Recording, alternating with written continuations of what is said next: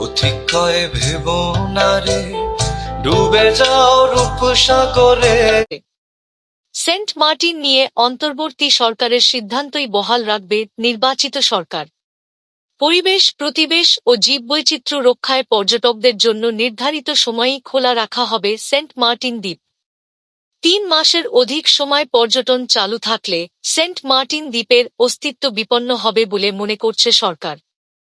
Deutsche ভেলেকে দেওয়া এক সাক্ষাৎকারে এসব তথ্য জানিয়েছেন পরিবেশ, বন ও জলবায়ু পরিবর্তন মন্ত্রণালয়ের মন্ত্রী আব্দুল আওয়াল মিন্টু। ডয়চে ভেলের প্রশ্নের জবাবে লিখিত উত্তর দিয়েছেন পরিবেশ মন্ত্রী। তিনি বলেন, সরেজমিন বিজ্ঞান ভিত্তিক গবেষণা করে দেখা গেছে ৯ মাস পর্যটন বন্ধ রাখার কারণে সেন্ট মার্টিন দ্বীপের পরিবেশ, প্রতিবেশ ও জীববৈচিত্র্যের অবস্থার উন্নয়ন ঘটেছে। দীর্ঘ প্রায় ৭ বছর ধরে সংশ্লিষ্ট সব সংস্থার সঙ্গে আলোচনা ও পরামর্শের ধারাবাহিকতায় সরকার ২০২৪ সালে সেন্ট মার্টিন দ্বীপের পর্যটন নিয়ন্ত্রণের চূড়ান্ত সিদ্ধান্ত গ্রহণ করেছিল। অন্তর্বর্তী সরকারের সময় নেওয়া সিদ্ধান্ত অনুযায়ী বছরে ৯ মাস সেন্ট মার্টিন দ্বীপে পর্যটক ভ্রমণে নিষেধাজ্ঞা রয়েছে।